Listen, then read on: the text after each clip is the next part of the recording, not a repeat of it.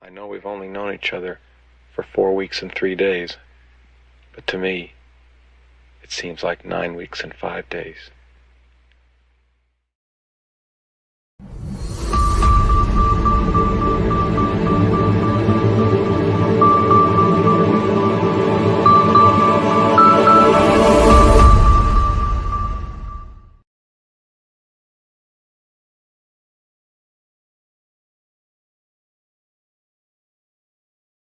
All right.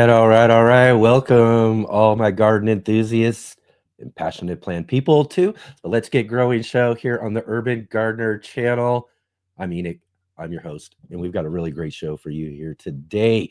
We've got my good friend, John Kohler. John Kohler joining with us live today. John's been on the show a couple of times already, but we've pre-recorded those shows before to catch John, when we could, to get the interviews and everything. But we've got him live here today on the show. So again, too, one of the things that makes this show so awesome is that we get these wonderful, awesome guests like John, and yesterday Charles Dowdy. We'll talk about that. But we get these wonderful guests, but you guys all get to be a part of this whole conversation as well too. So definitely be sure to jump in with like questions and all that sort of stuff when we get John on the show later, so that you can be a part of the conversation as well too. Really looking forward to that. And if you are joining with us here on the show right now, definitely click that like button, hit the thumbs up, as well as the subscribe and bell notification to be notified of all of our upcoming shows and videos and everything. I got videos and all of that coming out too. We had one this last Friday. You'll want to go back and check that out on our video page here on the Urban Gardener channel YouTube page. You can see that we're starting to put out some videos. I got some pepper videos. In fact, we're going to show you some peppers here in just a little bit as well too. So you want to make sure you're subscribed and notified to be updated of all of those coming out when they do, and be sure to share with all of your friends and let them know about the Let's Get Growing show here every Saturday and Sunday at 11 a.m. Pacific Standard Time, 2 p.m. Eastern, here on the Urban Gardener channel. And of course, a big, huge shout out to all of you who are watching us on the replay today. Thank you so much for joining with us here on our Let's Get Growing show Sunday edition, basically on your time. So it's great that we're all here hanging out live together right now and having this awesome conversation. But the great thing about these live streams is that they get shared later on our channel as just regular videos you can watch anytime you want. So again, thank you everybody for joining with us on the replay. And get down in the comment section. Let me know you were here. Let me know if you got any suggestions, ideas. Same for all of you here who are live. If you got any suggestions or ideas, let me know in the comments. And definitely love to hear from all of you. Like I said, if you are here join with us live and you do have any questions, especially for our guests later on, put those in nice big bold capital letters so that we can see those questions from the regular conversation. And again, too, we have all of our social media links down below for other Urban Gardener content, as well as our guest links too. So go and check out those links. Go visit our guest pages and YouTube channels or Instagrams or whatever. Go find a post or a video or something like that. Leave them a comment. Let them know you saw them here on the Let's Get Growing show. Thank you so much, everybody. It's so great to have you here with us today. As I was mentioning yesterday, we've kind of had some really nice weather this last week, which was just a real change of pace from what it was the weeks before. We're just coming out of a big snowstorm here in Southern Oregon, the biggest snowstorm we've seen in about 8 years, and is kind of rough as it is to go through some of that, especially when you haven't seen it in like 8 years. The city took them a bit to catch up. It took all of us a bit to catch up to that kind of snowfall. But at the same time, it's kind of nice to see see though too. One of the things that's really, we can kind of gauge a little bit is living here on the West Coast is kind of like some of the snow, especially here in the Rogue Valley where I live in Southern Oregon. And it's been kind of prevalent over the last several years. When we're not getting as much snow, we've got higher and higher fire danger later in the season. So who knows? Hopefully that has helped out a little bit. We'll have to wait and see. But again, too, probably a good thing that all of that snow happened. But it's nice out now. We've got spring flowers popping up all around the garden. And if it ain't the early flowers that haven't popped up yet, all the greens for the upcoming spring flowers are already popping up all over as well too. So we're anticipating them coming out of all the different garden spaces around outside. So that tells me it's time to get outside. It's time to get to work. It's time to start making sure that all of our garden spaces are, we got a lot of chores, a lot of things to get ready for the growing season, get all that stuff done, get ready, because it's time to start growing here real soon, because spring is basically right around the corner. And and then our last frost date too is going to be coming up, maybe just several weeks after that. But we're preparing, as I'll show you here in just a minute or two here on our In the Garden segment. We usually got Mark, our good friend Mark MBC, with us in the garden segment. We don't have him with us this week, but I've got a video I put together about how I do transplanting and putting together and taking care of my early indoor pepper starts that I start growing. I've got a bunch of them. They're over in the light station right now. We're transplanting them. Currently, we're getting them ready to move to their next stage and all of that in anticipation for, again, our last frost date that'll be coming up here in still several weeks. But, we'll be growing and waiting for that so we can get them out there outdoors, harden them off, get them out into the outdoor garden. But again, it's just this time of year. I was mentioning this yesterday too. It's this time of year where things are just really changing. I mean, we've been anticipating things, seed catalogs have been coming in the mail for a while and everything's been going really great. So, the anticipation has been building, but this is kind of that moment where we kind of know, you know what I mean? We're coming out of winter now. And, there's probably still some, frosts to come, of course, and maybe some cold days still. And you never know, maybe some more snow and all of that. But this was just one of those just real early signs that spring is on its way. And I'm just really, again, just like most of us gardeners, really, really excited about the upcoming growing season. It's the same way every year. But again, too, it never changes, and I like it that way too. It's always great to have something like that to look forward to, and that's something us gardeners really have in the bag for sure. Is having a lot to look forward to in each new year. So right on, everybody. Thank you so much for being here. Thank you for joining with me. I did want to mention real quick though too. Because I didn't mention it yesterday, I thought we were all set and done with this, because it was the 1st of March yesterday. February is over, but I saw and noticed just after the show yesterday that our friends over at Ivy Organic, our sponsor of the show here, our friends over at Ivy Organic, have extended out their 8th annual free fig cutting giveaway for a couple more days. Well, actually today and tomorrow. So yet today and tomorrow, they've extended it out till the 3rd of March in order to get rid of some of the last few fig cuttings that they've got out of all of the figs that they've given away this year in the free fig cutting giveaway. So you'll want to get down below in the comments too. There's a link to ivyorganics.com. Be sure to use our promo code GROW10. That's GROW10 to get 10% off of whatever you order there at ivyorganics.com. And then also you can get still some of those free fig cuttings to add some figs to your garden this year. So definitely go over and get some of those free figs while you can from Ivy Organics. Right on, right on. And thanks again, like I said, everybody, for being here. It's always wonderful to have you and have you here joining with us here on the show. And again, like I said, we've got our guest coming up here in just a little bit. But also, I wanted to ask you real quick, if you are here and you're new to joining the show, or you're, again, I know I've got a lot of regular viewers that are joining with us each and every week. It's great to see you too. Everybody, jump into the chat there. Say hello if you're here, and let us know where you are, what you got going on, and all of that sort of stuff.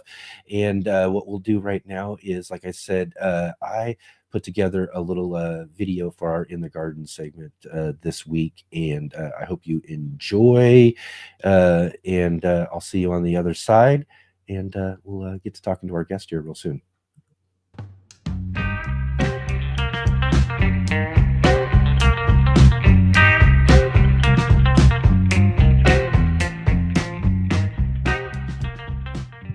All right, welcome to In the Garden, in the house, basically. We're talking about peppers this week. So I thought I would show all of you how I get my peppers all started here indoors to get ready to grow outdoors a little bit later on in the season. Starting with our lighting. Growing plants indoors is going to require some artificial lights. I keep it all really nice and simple with this do-it-yourself PVC light station that just basically holds up some shop lights, utilizing 4-foot T12 LED shop lights. We're converted over to LED. And I've got like a table here holding on to a couple of more, where we've got some tomato starts going down there. But all of our peppers are about ready to get transplanted. So let's show you how we get these all started from seed. So I really love growing peppers. Peppers are one of my favorite plants and crops to grow in my garden each and every year, as anybody who watches my channel well knows. But I do have a process that I've developed over the years in order to get my plants ready to grow outdoors after our last frost date. So I'll take you through that today. So we get a bunch of our pepper varieties all selected out and get our seeds ready to go. And once we've got all of our varieties picked out, then it's time for us to think about the most important part of growing and gardening, and that's at any part of the process, is our soil. Now, I like to make up my own seed starting soil mix. It's nice and simple, really easy to put together. You really can't go wrong with this process. You also don't even have to do it. You can use just some regular potting mix or even some seed starting mix that you can find at your garden center. But I really like making my own seed mix, and again, it's so easy and simple. I utilize 1-gallon parts, and I use about 2 to 4 parts. And again, you can eyeball this, utilize what you like and how it feels for you, but use about 2 to 4 parts of cocoa coir. And you can find these in those compressed dry bricks that you add into water, and then they absorb all that water, and you can fluff it up really nice and fluffy. And once you've got that all made up, the cocoa coir all hydrated, then you can add in, again, we're using 1-gallon parts. I'm going to use 1 part of our worm castings and 1 part of our vermiculite in my seed starting soil batch. And then I'll also add about 1 cup of bone meal. That's really helpful to get those root systems growing really, really well. So I add that into my seed starting mix as well too. And again, it's really nice, fluffy seed starting mix, perfect for getting our pepper starts growing. And once we've got our mix all mixed up and ready to go, then we're gonna take our seeds and put them into these nice, simple 72 cell seed trays. These are so easy to find, very accessible for any gardener at your garden centers, big box stores, got them out right now, and they're nice and inexpensive. Now, we do have the 72 cells. We fill up nice and I pack them in nice and good for each of our cells here to get those seeds and roots, something to really grow into. I don't want it too loose. So once we get that all packed in, I put in about one or two. Two seeds are really good if you want to make sure that you're filling each cell and you've got a plant growing in each. It's just when they start to grow and they get, I let them get about an inch or two, and then I will cut out the weaker start if I've got two growing in a cell. That way I've ultimately got just one plant per cell growing. Now, one of the reasons why I like using these 72 cell trays is for labeling purposes as well too. I don't want to go through all the trouble of labeling each and every one of these cells out or each individual plant. So what I do is I got a nice little chart here. It's a simple chart. It's got 72 boxes representing the 72 cells, and I make a mark up on the corner of the tray here to mark the orientation of the tray, and then from there we mark out a number that corresponds with each of our varieties in each one of these. So these I've just got rows, but I could put a number in each cell just to say that that's exactly what plant is growing in that cell. And again, that makes it really nice and easy for me throughout the growing and transplanting process until they go outdoors into our water wicking earth buckets, and then I'll put an individual label for each plant once we get to that point of it. But we're going through a lot of different plants. We're selectively picking out plants for our biggest and best plants so that we have the best plants going out into our garden. So that number will follow along with the plant as we go through the process here. And again, once these seeds start growing, we put once we get them seeded into the tray first, mind you, then we are going to put them into our light station that you saw there.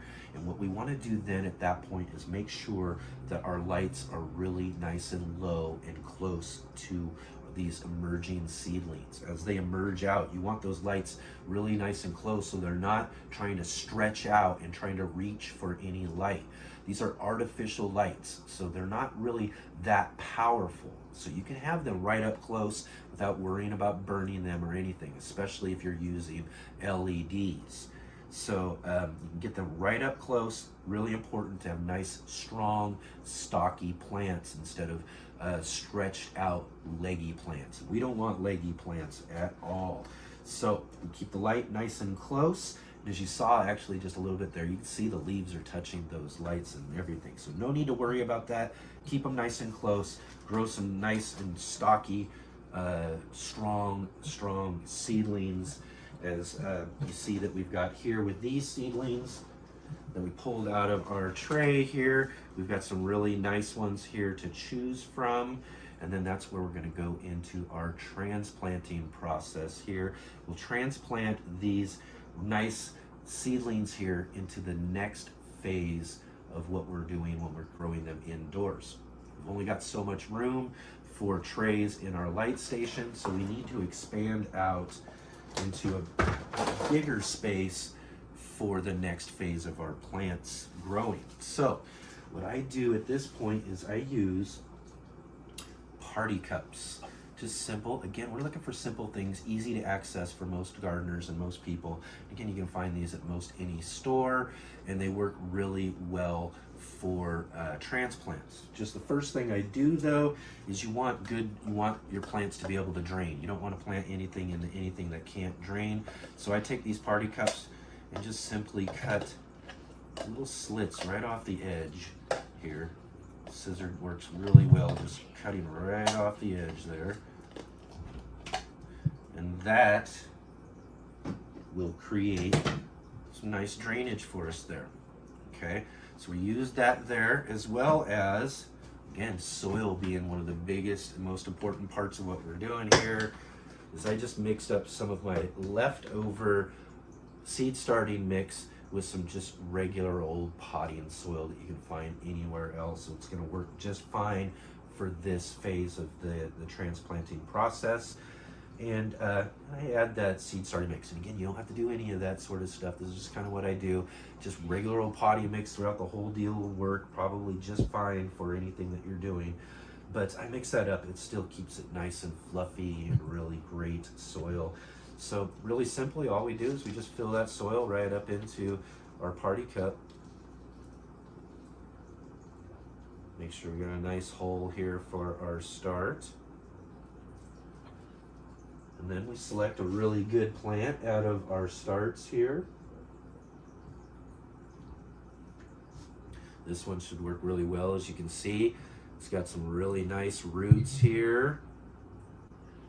And all I'm going to do is kind of fluff up those roots, just kind of work them just a little bit, kind of loosen them up a little bit. And then you'll see it's got the two cotyledon leaves here, which are actually already starting to yellow as they're getting ready to fall off. I'm just going to go ahead and pull those off, actually. And we just pop that right into our cup, right in the center there. Fill in the soil. Add just a little bit to top it off. And then I'm going to pack it down in there just a little bit. We do want to apply just a little bit of pressure there. I mean, you don't want to pack it really tight, but then you also don't want it really loose either. You want to give your roots something to grow into. So got that nice and centered into our cup.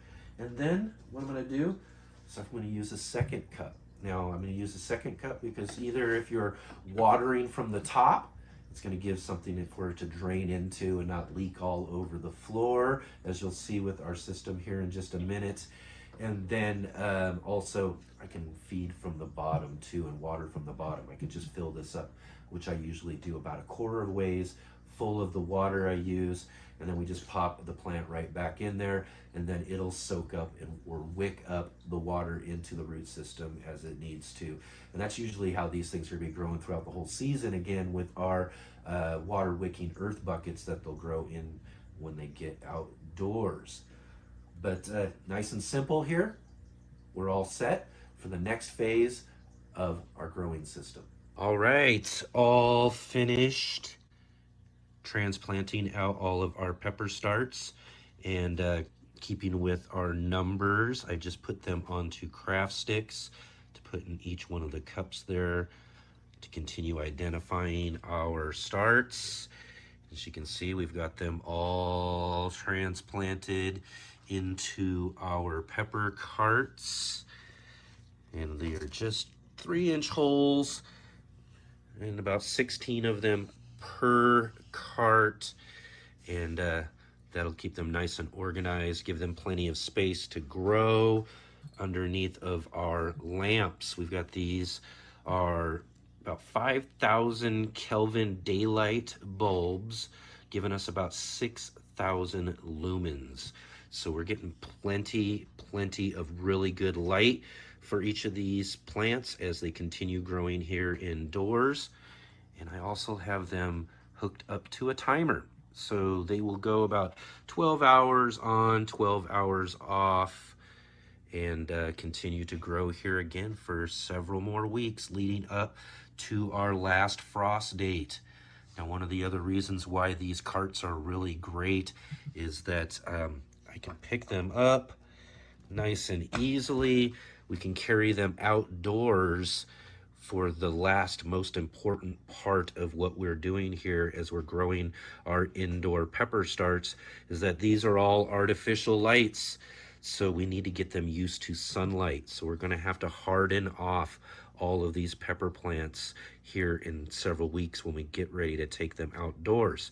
And by that, I'm just going to take them out for an hour or two the first day, maybe in some shade. The second day we'll start in shade, and then I'll put them in a spot where the sun eventually will get to them for another hour or two. And then the next day we'll give them a little bit more sun, and then we'll let them stay into the night a little bit before I bring them back indoors. And then on our about 5th, 6th, 7th day, right in there, as we're just slowly, progressively giving them more sunlight, letting them stay out a little bit later and later, we'll start to just let them stay out totally in full sun all overnight, and then they'll be hardened off. They will lose some leaves possibly and those sort of things, but that's not going to be a problem in the long run. But what we will have done is we will have given these peppers a great head start to the growing season, and we'll have a bunch of great fruits starting to come off of these plants within weeks of getting them outdoors. So I hope all this information's been really helpful to you here this week in the garden. And I hope you go out, get some peppers started, all for yourself as well too.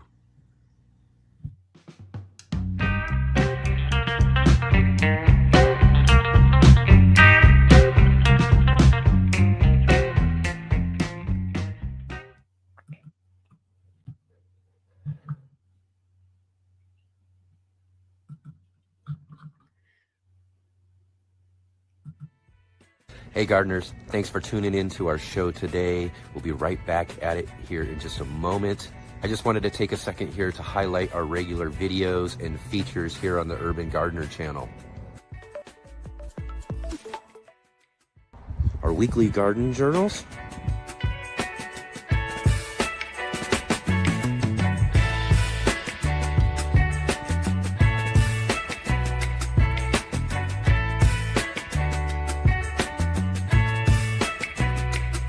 and our incredible featured visits.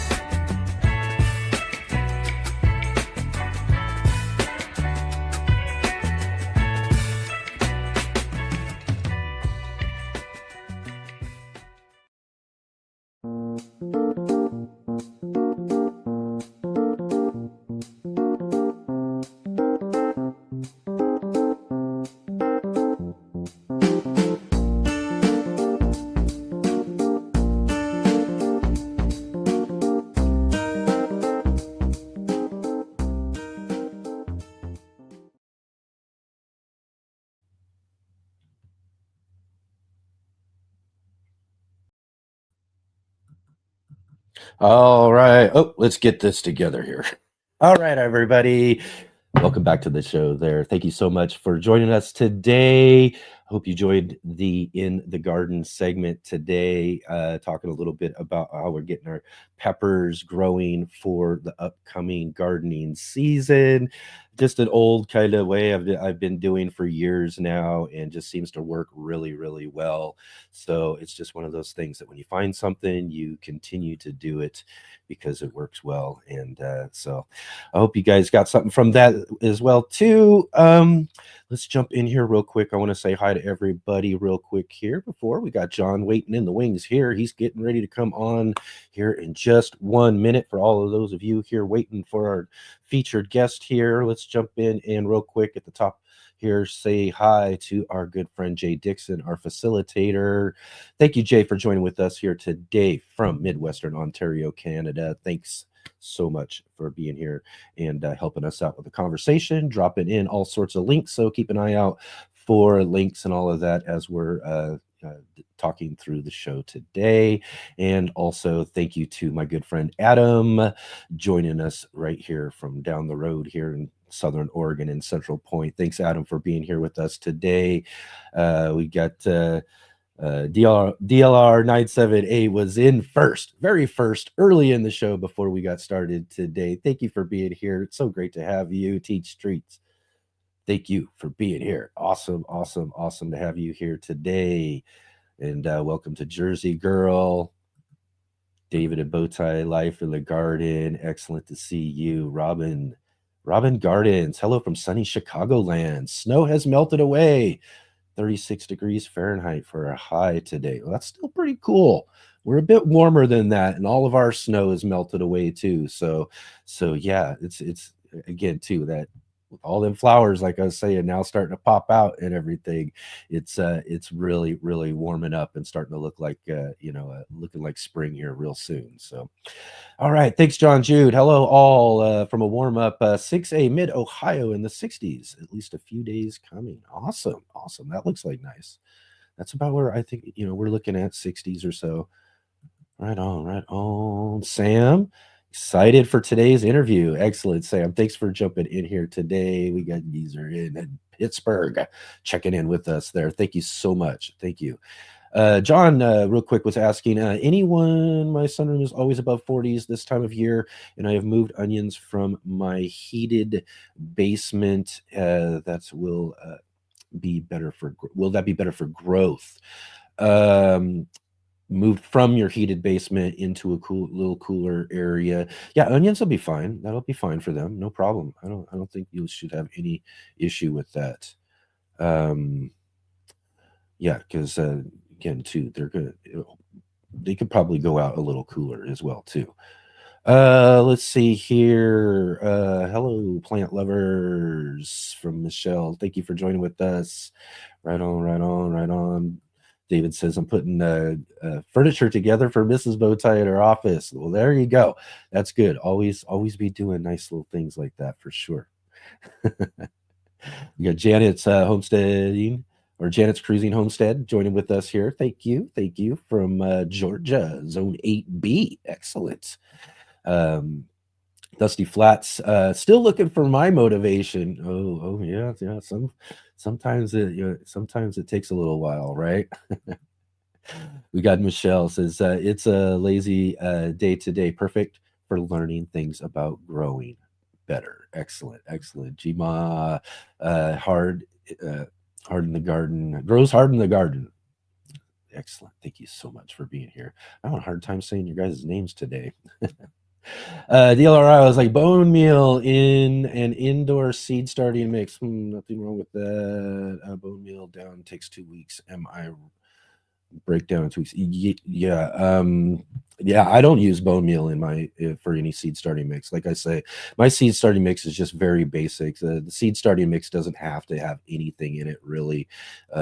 Seeds don't need any real nutrition. I do add the worm castings for something that the seeds can access, later on as we're moving, and kind of gives them that their worm castings. The only thing I do is adding into that stuff besides the vermiculite and those sort of things. You can add those sort of things again later on in the process as the plant's starting to want to take up nutrients. But those early seedlings, like we were showing there, they really draw a lot of their energy from those cotyledon leaves, you know what I mean, as that's kind of stored up in the energy inside of the seed there as it starts to form out and everything. So it's got a lot of the energy it needs to get themselves going into those first sets of leaves. And then right at that point in time is when you want to start thinking about maybe, and that's again too, right at the time I'm starting to transplant now into the next one. And now we've got some things added into our mix. Right on. Let's see here. I see Barbara was in asking a question. I live in northern Minnesota, zone 3. I'm thinking about starting seeds on a rotation because I have such a short growing season. Last year, spring came early. If I put them out and they die, oh well. Yeah, a rotation's great. I mean, especially if you're dealing with some issues, and especially new gardeners as well too, because timing's everything. Maybe our timing's off or something. If you got some other seed starts waiting in the wings just in case those ones don't work out as well, that's always a great idea to kind of be ahead of those sort of things if those sort of possible things can happen. And then after that, if it doesn't and all of everything grows well, you've got a bunch of extra seed starts you can give away. Tony from Simplified Gardening in the chat. Thank you, Tony. Great to see you here. Good to see you in the chat. Steam Puzzle. Awesome. We've got Bohemian Herbology Natural Life. Let me get through this here. I'm sorry. We're going to get moving on. I know we got a question here. Where's John? John's right now. He's waiting. He's coming in just a minute. I swear. And I just wanted to explain, because I did see a couple of people asking about that as well too. One of the things is that there's a lot of people moving in through like the first half an hour or so of any of our live streams I've ever. That's kind of why we built like a kind of a build up to our main featured guest, is to make sure that people can get in and we can get everybody here and then get to our great conversation we're going to have with our main guest and everything too. So we got John coming up here in just a minute. In fact, we got just so many great people here today. So I just wanted to kind of make sure we're getting a chance to say hi to everybody, like Janet Cruising Homestead here and Brampton Gardner. Hello as well too. All right. So now it's time. He's waiting in the wings. Like I said, let's move on to our featured guest today. You never know when you might learn something, and that's what this is about for me. These are people that I admire. Please welcome my next guest.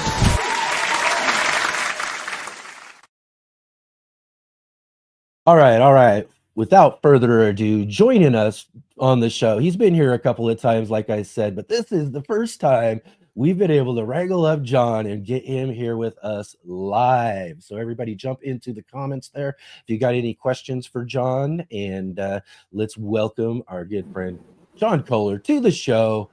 How are you doing today, John? Great to Good. see Can you hear me? I can hear you. Can you hear me? Yep. I'm good. Perfect, perfect. Out in the garden as usual. In the How you garden, doing? it's windy. Yeah. Is it windy today? Yeah. Yeah. Right. Excellent, excellent. Well, again, thank you for joining with us live today. This is great. What a treat for everyone. Right on. Yeah, pretty rare. I know. You rarely ever get John on live, but I was like, man, come on, we got to do it someday. Right on. I saw your preceding clip. You're struggling with your tomatoes indoors. I'm like, man, that's too much work. You could see actually that bed right there. I planted already my peppers. I planted my peppers outside already. It was in the 70s. Yep. Like earlier in the week. I mean, today's 61, and I mean, I'm probably a little bit early, but you know, I'm gonna let them harden themselves off instead of me trying to do it. It's way easier. Of course, I didn't buy seeds. I just bought the plant starts, which is time savings worth money. Yeah, worth the money I for know. Me, of course, you know. There's I know your secrets. I know your secrets. Yeah, I'm a lazy gardener. Just buy plants, throw them in there. If they don't make it because it's too cold, I plant new ones. That's right. That's right. Huh? Some great lazy gardening strategies that you got there for sure. And I played that pepper clip there too, also, because I was also, when I was thinking about what am I going to play, because I needed to fill that segment for this week. I was thinking, oh, you know what? I'll do the pepper segment because that was the very first thing I ever talked to my good friend John Kohler about in your front yard in all those years back when we did that very first video interview. And I remember you asking me, you want to do an interview or a video? And I was like, yeah. And it's like, so what do I come up with? What do I want to do? And the only thing I could think of at that moment, because I was kind of like, okay, I got to come up with something real quick, and was peppers. So we talked about peppers and growing peppers and all of your pepper growing strategies and all of that for that very first video. So. Right on. So I mean, when it comes down to it, peppers are something you prefer more than tomatoes though, right? Yeah, still like peppers. I mean, number one, the plants are just not as rambunctious. Like tomato vines go nuts. They go crazy. You got to clip them back. They get way more pest issues. There's a lot more foliage and stems and leaves. You got to train them and trellis them. Like peppers stay small, compact. Peppers also cost more per pound. I mean, they take longer to produce than tomatoes. They preserve and store better. I have peppers actually in my house, not even dried or anything, just sitting like in a bin that I harvested like in November. And like, I mean, they're dried up a little bit, but it's not like tomatoes have been moldy already because the water content's too high. But yeah. And then plus here in Vegas, you know, the peppers grow a lot better than tomatoes because the weather, the peppers can handle the heat better than the tomatoes that don't handle the heat as well. Yeah. To me, I first and more so for me was just kind of like the growing of them. I found peppers to be kind of a fun first challenge for me. It was, and of course I enjoy peppers more than tomatoes as well, though, too, similar to you. But for me, I found just kind of the challenge of growing each individual type, and similar to tomatoes though, as well as all of the massive different varieties you can grow. That's one of the things that makes peppers so cool is it got just tons and tons of varieties. And in each of the different varieties, you're getting all these really cool, like looking pods, so you get these unique looking pods and different plants, and the plants grow in different habits and that sort of stuff as well, too. So they were an early, like first kind of fun challenge in the garden for me. So it's kind of stuck with me. I mean, I love growing a lot of stuff in the garden, but the peppers are just one of those ones that stick with me. Yeah, last year I tried to grow roulette habanero peppers, which they said it was sweet. And then in my garden, maybe due to the extreme climate, it's hot. So this year in the bed there, I just planted some habanada. I guess habanada. Yeah, the habanadas. Yep. Yeah, it's supposed to be a sweet habanero, so they better be sweet because they're not like roulette, plain roulette. Hopefully, these ones are just totally guaranteed sweet because I really love the floral aspects of peppers. And I mean, I like some heat, but then some heat just gets too insane, you know. Right. Yes, exactly. I'm the same way. And it's again too, it for me, it just kind of falls back to that kind of early gardening experience for me. You know, peppers were just kind of that kind of fun challenge and everything. And I don't like to get into too much extreme heat as well too when it comes to peppers. I've dabbled in some just a little bit above habaneros, but you know, too much. Habanero is about as high as I want to go. Let's see here. Robin Garden says that she thought the habanadas are tasty.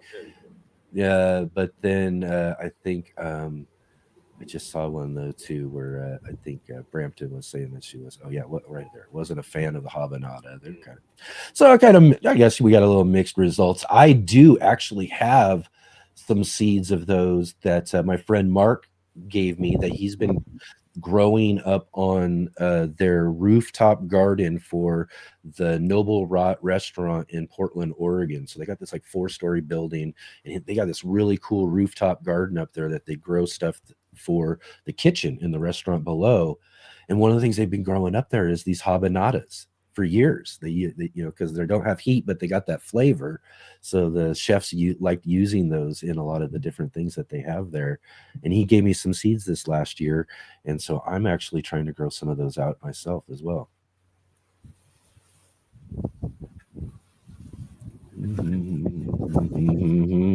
Let's see here. If anybody's got any questions or anything like that too, as well too. I see we got a lot of people in the chat there. Let's make sure we jump in. If you got any gardening questions or want to know anything about what John's growing on in his garden this year and all that sort of stuff, definitely jump in, and I'll keep an eye out for those questions and we'll get those asked to him here. And I did want to, of course, you know, as you saw, I was trying to think of like, what am I going to put for a title for this show today? And I was like, you know what? John really is the gardening rebel of YouTube when it comes down to it. Why am I a rebel, man? Oh man, I'm telling you. Well, I don't know. Well, when it just comes down to, I was just thinking something that kind of fit with the idea of, and for one, I try, you know, I'm usually on top of things, and I've got, you know, you and many others in my YouTube subscriptions, and I'm looking for things. But man, I was hearing a lot of stuff a week or so ago from other people, like, oh man, you hear what's going on with John? You hear what's happening that YouTube's doing to John's channel and everything? And I'm like, what's happening with this? So I had to go in and check and everything. Oh, you didn't even know? Well, it was the video was not that old, believe me. But by the time I found out, which was probably within 24 hours that your video was out. But I'm telling you, I was hearing from everybody else. Like people were they heard it and the word was getting out quick, is my point. And so I was like, oh, I got to get in and make sure I check this out and watch this. And yeah, it'll be, you know, and I think, you know, we've kind of had talks about this stuff kind of on the side, outside of things, you know, as we've been doing things before about that sort of content and everything, and kind of wondering whether or not that's something that would come down the road. But really, it does kind of suck if you want to kind of, you know, take a minute here and explain to everybody who might not know. But like I said, I'm sure a lot of people know, as I was hearing from most everybody. But you know, what kind of went down with YouTube and you know, your video content that, you know, this well, I mean, I suppose this has been something that's probably been going on over the last couple months or something, but yeah, you know, first happened in November. Yeah, so I mean, basically, I mean, I was one of the first back in the day, like 16 years ago, to have an organic gardening YouTube channel when I had a flip camera and just literally was digging up my front yard.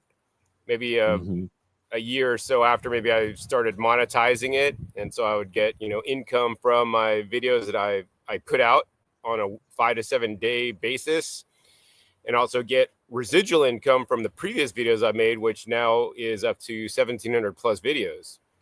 And then in November, basically, I got a message from YouTube saying that they're demonetizing my channel because I have like dangerous content. And like the example they gave was like somebody teaching people how to make a bomb and blow up, I don't know, kill somebody or something. And I'm like, Right. how is I teach organic gardening. How is this dangerous content? So, I mean, I had to kind of piece it together because they just kind of like don't really tell you exactly what rules you're breaking. So, I mean, I could only figure that it's the cannabis content that, you know, is an illegal substance, I guess, in some states. I mean, my state, it's, you know, recreational legal. Yeah. And, you know, and in many states across the nation it is, but, you know, many places, I mean, still it's a Schedule 1 drug or some stuff according to feds. But, you know, like to me, I don't really like, you got all these laws. Like to me, it's just another plant, man. You could respect the plant, you could disrespect the plant, and I'm just teaching people how to grow the plant with the least amount of chemicals, the best way to achieve the highest yields, the most flowers, the most buds, the most leaves, if that's what you want. Like I grow, you know, that I believe in the leaves. You know, and then because of my sparse cannabis videos, which are less than 10%, I mean, or maybe even 1% of my videos, because that was only a more recent thing I got into, is having cannabis content. Some of the best cannabis content, like kind of pushing the edge, I think, on cannabis content. Because I mean, there's a lot of cannabis content's good, but I have very specific people I interview that really know their stuff, right? And yeah, so then they didn't like that. They demonetized my whole channel instead of just like demonetizing the cannabis content, which is what they already had do with, what they already were doing, which I was fine with. I'm like, if you don't want to monetize my cannabis content, I get that, but how can you just demonetize my entire channel for promoting an herb that is legal in maybe half the states nowadays? I don't know that, I don't keep up with the legal stuff, but to me, it's just another plant, man. So it's just like medicinal herb, whatever you want to call it. Like that was quite sad. So then basically, like the long and short is that like I was making about $2,000 a month residual recurring income, because I mean, I don't have retirement or nothing, right, from my YouTube ad revenue. I mean, it always seems to like go down. Because like it they really want to just pay you fluctuates, less don't and it? make more money, but whatever, you know. But nonetheless, I mean, I mean, a good portion of that, a lot of that actually, paid my video editor so I could just keep making content. And so that just kind of put me in a tough, difficult situation. I mean, my mission is not to make necessarily money off my videos, because if I was, I would, you know, do sponsored videos. I would take money to make videos. I would huck products and do all this other crap that a lot of channels do. And I just don't do any of that, because my goal is just really teach people how to live more sustainably, how to grow the highest quality food, how to eat healthily. Because I mean, this is just my life. This is a life that I'm into because I needed to get into, because I was lost in my life when I was younger. I'm so passionate about this, and nobody teaches you the stuff that I teach you. You know, I go around to so many different places. I learn from so many different people to basically kind of bring that knowledge into one place, my brain, and then share that with people and put it out, and, you know, share it with people in a little bit different way, because I'm like a common guy. I'm not like some professor, scientist and stuff. So they did that to me. So then basically I started a Patreon to see if I could get like the same residual, you know, whatever income I was making. And to date, I think I got like $269 a month. So that's a far cry from $2,000 a month. And so now the next step is I bought another laptop so I could have somebody, you know, work on downloading all my cannabis content to this laptop, starting a new channel and re-uploading it with all the same tags and titles and everything to a new channel that's not monetized. And then I could go ahead and reapply for monetization on my original gardening channel. And then I'll have basically a gardening channel for all organic, everything except cannabis. And then I'll have a channel for specifically the cannabis content, which I think is sad, and I should not need to separate that. But, you know, if I'm playing in the house of YouTube, I have to follow their rules, even if I don't agree with them. There's a lot of rules and things I don't agree with in the world that you just got to suck it up, man, you know, and just deal with it, because it's not my world. I'm living in somebody else's world in many cases. So and really, you know, it's just and really, I just, again, as a lot of people are already commenting in the comments about that, it really ultimately doesn't make any sense. I don't necessarily. I've dabbled in cannabis or marijuana, especially for fun when I was younger. Believe me, plenty of all of that sort of stuff. But ultimately, it's not something that I necessarily grow or dabble in for my channel in a sense. But I don't like the fact that those sort of situations are happening, because then that really makes me feel on my sense that I'm limited as well in what I'm able to put out as far as content. Like right now, would they look at this conversation, even if we're starting to mention or even talk about the word cannabis or the fact I've mentioned marijuana? Because Your whole ultimately, channel's demonetized now. And then what is it tomorrow? Today, cannabis. Tomorrow, what you're talking about, basil, or you're talking about who? I don't know who. And then they just make whatever rules they want. Like, where's the freedom of speech? I mean, isn't that one of our constitutional amendments? right, in that sort of sense. And really, and again, to the legality of freedom of speech is really about what the government's able to do to us, not private corporations. So that's where YouTube gets their benefit of being able to do things in that sort of sense. Other social media outlets as well too that are starting to monitor speech, you know what I mean? They're regulating speech because that's not covered constitutionally. It should be. So I know, and it should be ultimately. And I saw a comment too. fair. DLRI put in here too that saying that it was it's still illegal federally though, and really actually it's not necessarily that illegal federally anymore. They did Criminalize it. decriminalize it, but as well too as they brought it down from a Schedule 1, I think, down to like a Schedule 3 now. So I don't know. actually, I think they were talking about medicinal that. I don't know if that corporations and medicinal corporations. Well, I mean, I'm sure I believe they did do that. There's things that have to be worked out as far as rules that are being written and stuff like that have And there's to a do regime so that that's large just companies, because doing a lot of different things. because ultimately this is about handing it over to large corporations so that they can benefit and profit off of it when it comes time. See what I'm saying? So that's kind of why the process is taking the time it is, so that the larger corporations that want to get in and take over this market and do all that sort of stuff, when the federal government's ready to make the big move. And the big move really for them more so than anything is to make it legal for banks to start moving money. And once that starts happening, then it's all but then it comes again, that's a whole nother part of the aspect of the idea of how someone can look at it as how it's possibly illegal. Many of the states are making it legal. The movement is towards legalization, and really for those, and I don't know. I mean, you are right ultimately that they are the rules. We got to kind of follow them if that's the way they said it. This is their platform, and if we want to be on it and we want to do it, we got to kind of do that when it comes that way. But like you said, ultimately, it just doesn't make sense. It just doesn't make sense, Because then we're getting our values or whatever speech that you're hearing is basically put through their lens, which they could just not allow certain voices to be heard to basically give a very misleading outlook and beliefs to the public, which happens on a lot of media outlets these days. Unfortunately. Yep. And like DLR says as well too, you got to contact your Congress people and senators. We can still do that. They just want to get rehired for their next season. Their next term.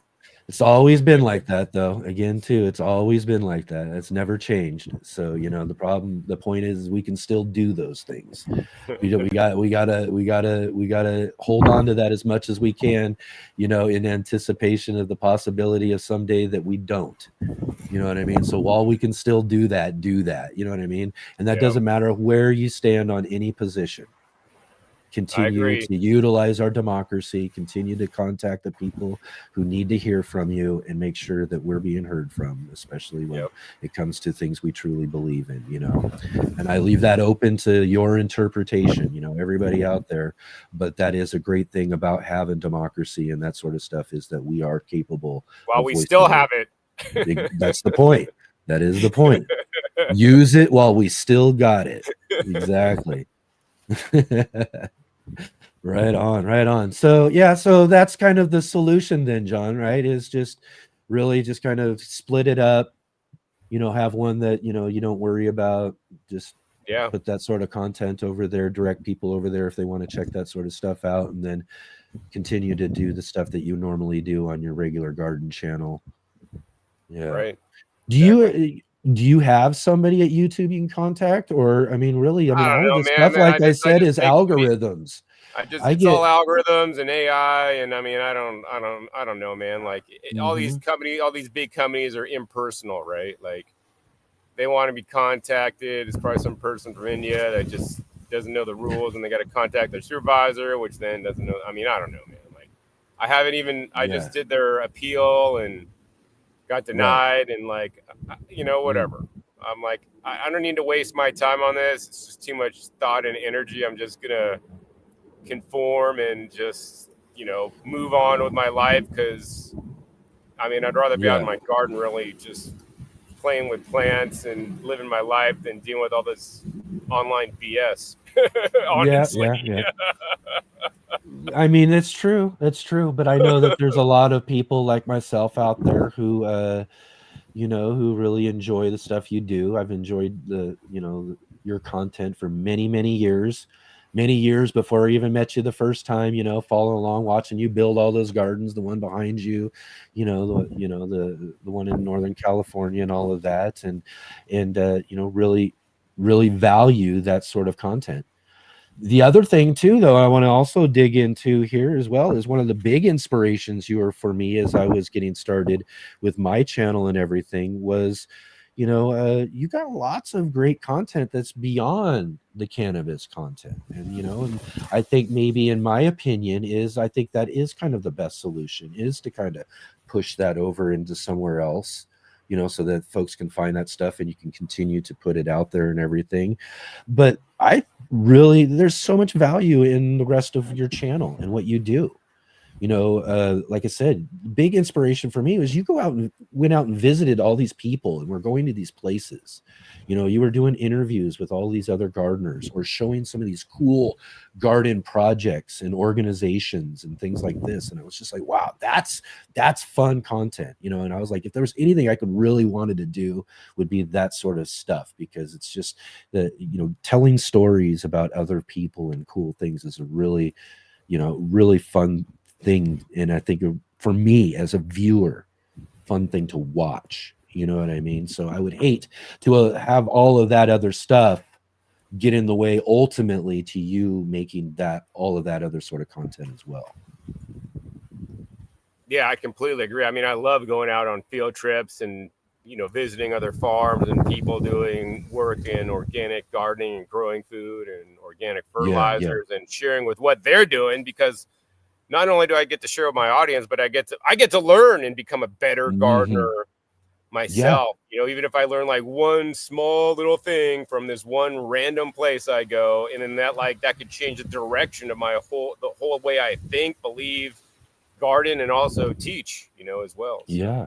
Because really, gardening and success in gardening, as I've been saying now for a little while now, is found in community. And you're one of these people that's out there and was, like I said, this huge inspiration, because you were out there looking for it, finding it, telling the stories, showing us this larger community that exists, and that was just, like I said, really inspiring. I think it's a really great thing about what you do with your channel and everything. Laredo in the chat, they're saying, is this actually live? Yeah, is John Kohler actually here live? Yes, John is with us live right now, so definitely. It's actually so windy here now. I know. I was just seeing it was kicking your camera over there and everything. Yeah, it was like blowing up dust in my eyes. But yeah, definitely, John is joining with us live here on the channel right now. So definitely, an extremely rare live, right? It's taken me years to nudge this guy onto a live show. So here we go, everybody. Dusty Flats was in the conversation just a little bit ago, asking, John, can't remember, but what compost tumbler did you finally like? That's a good question, Dusty. So if you were a Patreon member, I know. Here you go with this stuff. You got to be at the third level, so that's like the $11 a month level. You get to see all my unpublished videos that I have not come out with yet that will hopefully air at some future date. I have at least a half dozen in there, which is fun. And actually, I have a video of my brand new composter. And actually, I'm actually moving away from a tumbler, which is unlike me. So I got this amazing deal on this thing called the Aero Bin 400, which is basically like a box, but it's insulated. That's one major difference it has from other box, basically, composters. It's insulated with 1.5 inches thick of insulation. So especially here in my climate where it gets too hot and I want to keep it cooler in the summer, or it gets, a little bit colder in the winter and I want to keep it a little bit warmer. Number one. Number two, it has an aeration stack in the middle, which they call like a plastic lung or some whatever marketing crap thing. And you could collect the leachate off the bottom. And it's like huge. It's like 110 gallon, I think. So I make a lot of compost and I haven't been able to keep up with this one composter. I had tumblers that I would always forget to tumble because I don't do it every day. And then I'd have to move to the next one because that one's still working. It's kind of working slow. This one, I made a video where I unboxed it, assembled it, and then set it up. You saw in one video, I basically had so much compost laying around. I filled it all up in one video. It was totally full. I come back 5 days later, do an update, stick a thermometer in there. It's at 140 degrees, and the level was dropped down that much. And I filled it up to the top, man. So it's kicking ass. I keep looking in there, and it keeps dropping down. I'm like, man, I gotta feed my compost. I gotta keep it fueled. Right. Nonetheless, I don't recommend the drawer form. That was my favorite. They stopped responding to my emails. In my last video where I filmed the Aero Bin 400, which is actually the cheapest to buy on Costco.com, and you got the Costco warranty should something happen or it shouldn't work for you. The drawer form just rusted bad, all of them. One of them didn't rust though. The one that's in the corner that I'm not using because it's a small one. It was my first one I got. I'm not using it. It didn't rust. So that proves to me that it's not just my weather, not the rain, not the crazy heat. It is because I'm using it. And what happens is if I open up the plastic tumbler, I open it up and it's just really moist inside there. So the issue is with the metal compost tumblers, because my food particles are so wet, and even if you dilute it with wood chips, the moisture's still in there, it just blows up the wood chips. The moisture then condensates because it's insulated and because it's hot here and arid. So the moisture goes into the air. It then collects on the metal pieces, which then causes it to massively rust. So and they won't really say, they say I'm composting wrong, which is what their official thing is, which is fine. I made a video about that. But my belief is that their unit is just not designed well.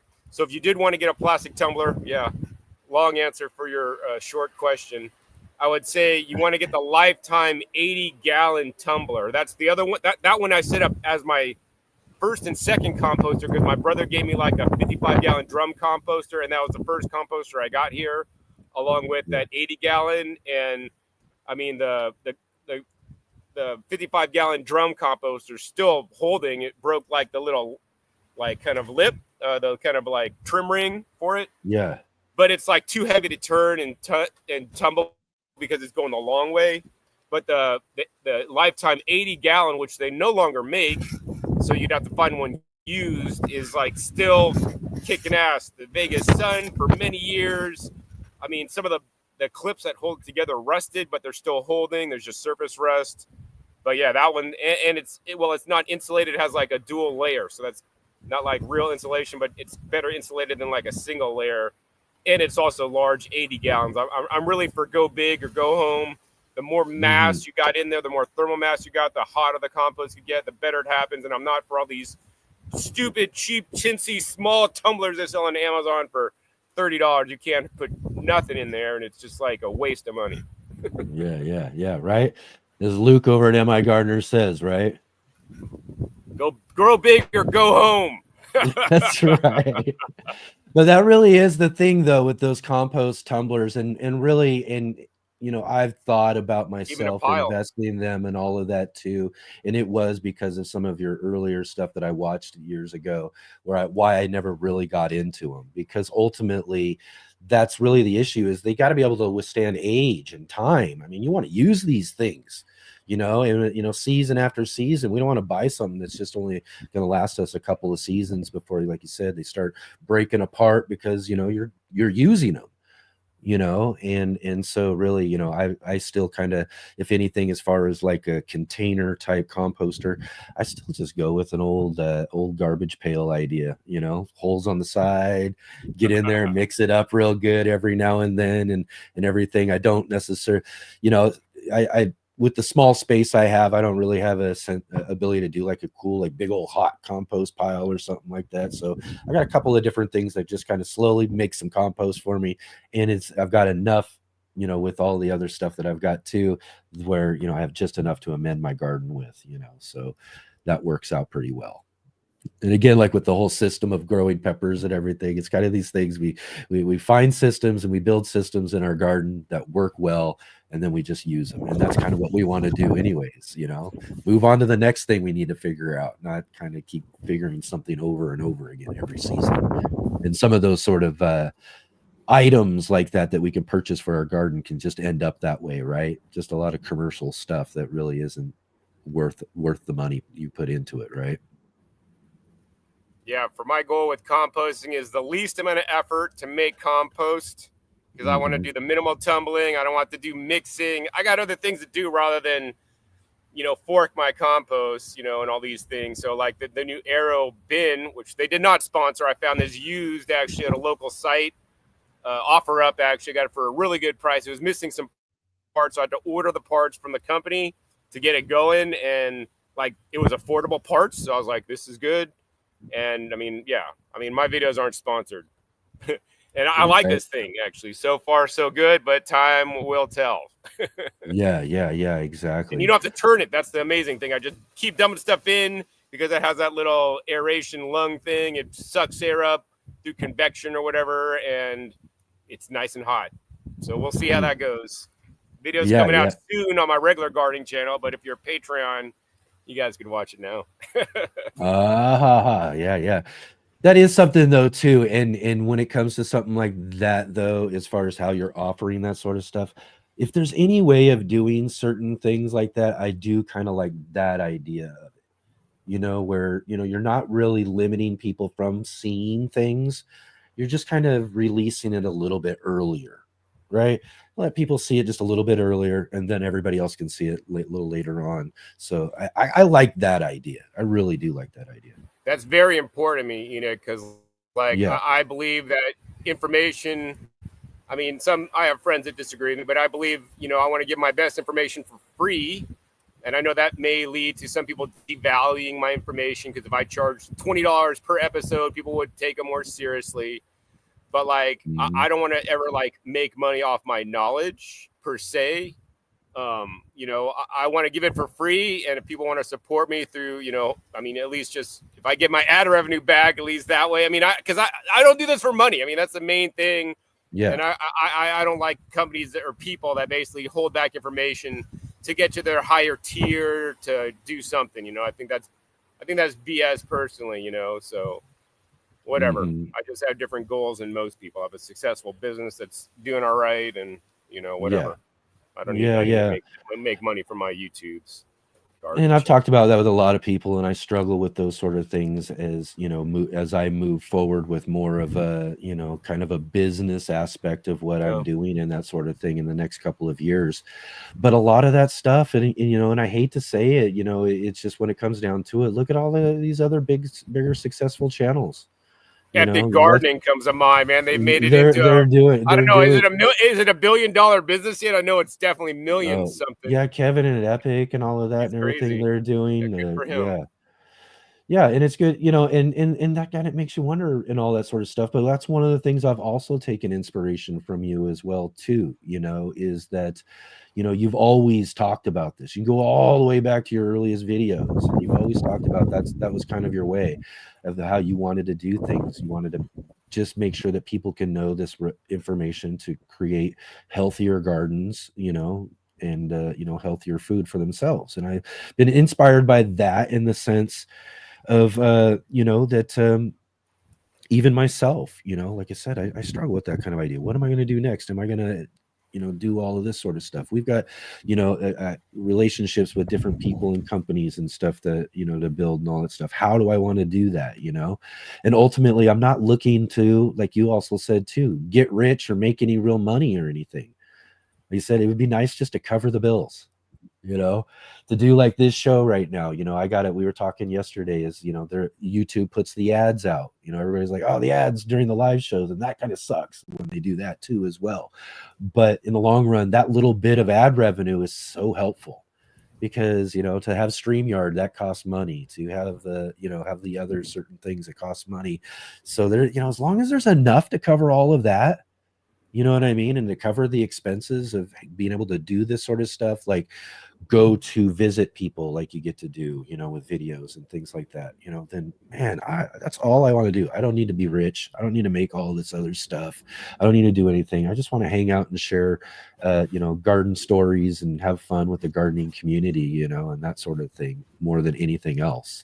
And like you said too, help get good information out there, help people understand and meet the rest of the community as well too, and those are good purposes to have if you're out doing this sort of stuff. There's no reason to really try to look to get rich. I think that's kind of a false goal. It's a false goal, I think, though, really. It depends on the person. Some people are more worried about money than their health or about teaching others, which, I don't agree with. But, hey, for some people, money is the end all be all. Like, and that if they want to think that, that's cool. Like, I don't think that way, and we could have differences of opinion and stuff. So, I think people value money too much, and too many stupid things happen because they're trying to screw people for money or just because of money. But whatever. Hey, Trey. But yeah. So I don't know, man. Maybe I'm different. I don't know. Whatever. I think the world's all messed up anyways. So everybody just needs to grow their food and eat it. Yeah, well, ultimately, I think the point is that, there's a lot to be said in that point you just made, that you're different. We're all different. You know what I mean? And the world takes many kinds. We all have difference of opinions. We like to see the world this way, or others would like to see the world that way. You know what I mean? And this way is not that way, so we have to kind of come some sort of like, mutual understanding when it comes down to it as people. And hopefully we could find, great ways to move forward with understanding that, we are that way, and again, too, I hope we don't lose track of that as we move forward, into our new future we're looking into. But as long as there's people out there who are dedicated to what they do, though, you know what I mean, I think there's still a lot of hope out there, and that's one of the things I like about, like I said, about what you do, though, too, is that you're dedicated to an idea, you're dedicated to something that's personal, and I think that's what makes your content great and worth watching, and something that I've loved following for all of these years, so be it, right? Yeah. So, I want to address, I had a few comments. It doesn't really bother me a bunch, but I do like to address them. So, I made some recent videos at Walmart and at the Dollar Tree. Actually, I was just going to be my next question. You got it. My first Walmart episode, you filmed it for me, Enoch. So thank you so much. That was a much better episode than this last one I did with my cell phone. But it's epic that Walmart is now carrying things like rock dust, right? Biochar, mycorrhizae, worm castings, all these really cool things that I like, which is amazing. So I don't like Walmart personally as a company. Some people think my video is so good that they paid me off. They did not pay me off. I don't take money. If they did not have Azomite, I would not be in there filming. I think even if a company, if I don't particularly care for them because they ripped me off when I was a kid, that's a whole nother story. But if they're doing something good that could help others, that could help people achieve my goal of getting people to grow more food and growing the healthiest food with some of these soil amendments that are very difficult, if not impossible to find even at nurseries, I'm going to promote them, right? So that's why I made the video at Walmart. They did not pay me off, and I'm good at what I do. And you may think I'm hyping things up and selling it, which I am. I went to school for marketing, so all the first to say that. Right.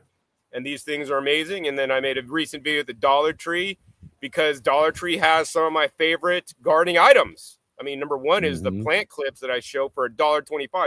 I mean, you can't see the trellis over there, but basically the trellis over there, and actually the trellis over here, I grow things vertically because I don't have a lot of space in my 5,000 square foot lot. And like those plant clips, 20 for $1.25 helps me trellis everything affordably, right? Yep. And like, yeah, okay, they're not the Yeah, greatest. you turned me on to those things at that dollar. You know what I mean? You When could we buy did the from dollar Amazon store. for like $6 for the same thing you get for $1.25. And like, if it gets people to grow vertically for cheap, and now they grow more food because they can fit more because they got these cheap clips from the Dollar Tree, man, that's achieving my goals. And yes, I filled it in that video with some other items like, well, a cool, garden saw that I actually used for $5 myself, actually, because I'm pretty damn cheap.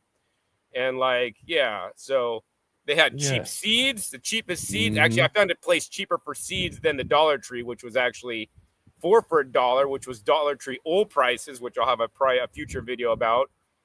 But and then I use these clippers. Actually, I used the clippers from Dollar Tree the other day to like to harvest my greens that I was harvesting, like they're needlepoint trimmers, Amazon, for cheap Chinese. Yeah, oh, those little pointy ones, the little pointy ones. Yeah, I mean they're for fine stuff. You're not gonna be clipping thick stuff. I don't remember those because you're probably gonna break them. But for needlepoint, for thin stuff, for thin stuff, and their precision, you could get in there. They're pretty sharp actually too. So it's like I'm not gonna. And I say in the video, like most of the stuff at Dollar Tree, in my opinion, is garbage. Like personally, I wouldn't trust the plastic pots. I know some people would have a differing of opinion on me on that because we don't know the plastic material and it's all from China. But at least if you go to a plant nursery, most plastic pots that are made in that are sold at plant nurseries are actually HDPE or actually the good quality plastic that will not degrade in the sun. And they may still have carbon black in there. They're a bit harder plastic, and I would trust a little bit more than Dollar Tree pots, which there's probably no regulation on. Yeah. I mean, nonetheless, but if those plastic pots get somebody excited about growing, go for it. I mean, I would probably encourage people to grow in ceramic pots. Maybe I should have a whole other episode on this, like why I don't buy plastic pots at Dollar Tree, and I can pull up, and share more of my opinions on this. Since, I mean, you could use like a freaking milk jug, man, or whatever. Like lots of great things if you're inventive and creative enough and everything. But like Big West got in here and said, poor gardeners rely on dollar stores. Yes, I'm poor. I mean? YouTube took away my monetization. I'm poor too. You know what I mean? And this is the thing. And I love this, Wes, because you're absolutely right. And this is one of the things we talked about that day we were out shooting those videos too, was that it is important to be able to put that sort of content out anyways, whether people believe Walmart's paying for doing whatever. No, I don't like Walmart either. I can't stand big, large corporations. It's more of a whole nother side of talking about things that I don't normally do here on this channel and stuff. But there's people who I want to have access to growing food that don't realize what they can do for very inexpensive, and sometimes finding some of that inexpensive stuff that could help them out and get them started gardening is found at a Dollar Tree or a dollar store or a Walmart if they need to, because also sometimes a Walmart is really the only place some people can shop, because they're only limited to those things, because Walmart has destroyed all of the small businesses around them. So they have no other choice but to go to some of these places and do that. So it's important to have content that shows these folks, especially, that how they can access simple, easy, inexpensive things to get them started gardening, because we don't want expenses to be a limitation to people getting out and growing their own food, or even if it's not food, but just getting out and enjoying gardening as well too. Even if you want to grow flowers or you want to grow something else and do something nice to enjoy the day outside. You know what I mean? When it comes down to it, we want people to garden and grow and get connected to nature. And if it's how they find their inputs and their things that they need to get started, then that's how it is, And so I cheer those videos. I think that it's absolutely great. More and more of that stuff. One I think you could do, I think would be a great idea. I did, but you have a little more reach with your channel, would be to do a video talking about how people who are on EBT. Oh, right. Yeah, no, I discussed this in the background in a few of my videos because I know EBT, you know, you could use it for seeds and plant starts. Yep, exactly. You know, Plant like, starts, like, anything that can edible produce plant food. starts. Yes, right. Edible plant The starts. key People don't here, know the that. key here though now becomes, and this is why Walmart now will play another big key role in this, or these other big box stores and stuff, is that in order to use EBT to Has to be buy accepted. seeds, it has to be at a place that already accepts EBT. Yeah, like groceries. Yeah. So that's where you're going to find like the a bigger nursery, you're gonna be stores, you know, screwed. like Yeah, a home, right. you know, Home Depot isn't going to necessarily do that because they don't accept EBT already. But guess what does, and has tons of plant starts all the time. But please don't buy the Bonnie starts. Yeah, I'd agree, man. They're Don't so do that, overpriced. really. I hope man. don't do it. I don't want to see you do it and all that sort of stuff, or even do that sort of stuff. Here's another thing that I encourage people to do with EBT as well, and could be talked about, is local farmers markets. No, I agree. They have programs where they double it. Where they double it. Exactly. My local farmers market will double your EBT. And guess what? There's tons of local farmers, small farmers who bring plant starts to these farmers markets, and you can buy those, you know, there with that double up money you can get at these farmers markets. So you're getting double your money, and you can get some really great plant starts grown by people who know what they're doing growing in your area too as well, and then save yourself some of that Bonnie stuff. I mean, if it's all you got, then you know what, let's find a way to help you succeed at that. But at the same time, let's, you know, that's why these type of videos are important, John, right? Yeah, but you live in a very progressive place. Here in my city where I'm sitting right now, I mean, there's like 2 farmers at the farmers markets and zero. I'd never seen a plant start sold at a farmers market here in my city. I may be in Oregon, but I'm still in Southern Oregon. Yeah, you're very progressive where you are. I know California will double the EBT and Oregon, but you know, most of the country, man, it's not going to happen. yeah. Well, there are lots of places. It's just State, one of those Colorado, things. It's the, you know, smart farmers markets do these sort of programs, and I'm sure you'll find them even in other places around the because that's just a great way for them to sell and get sort of things out and everything too. So, but yeah, I'm sure it just takes the time to start looking into that sort of stuff. But you know, that's that point, is that I really think that gardening, you know, needs to be accessible to people in a way that's affordable, and that's kind of how you do it in some cases too. Yeah, right. I agree. And on the same and again too, I love those clips. There are some cool things. I love those clips. I've gotten tons more of those since you showed those to me that day, and the one I've discovered as well, like you did, those fine tipped, the needle point pruners. Needle point. There's just for $1 something. Yeah, save your money on the other ones and just get those. They're so good. But I have ones that I'm still using from I bought probably 6-7 years ago. You know. They may be cheap, but they're, because like you said, they don't got to cut heavy duty stuff. They're not cutting heavy duty stuff. Yeah, so they'll last forever.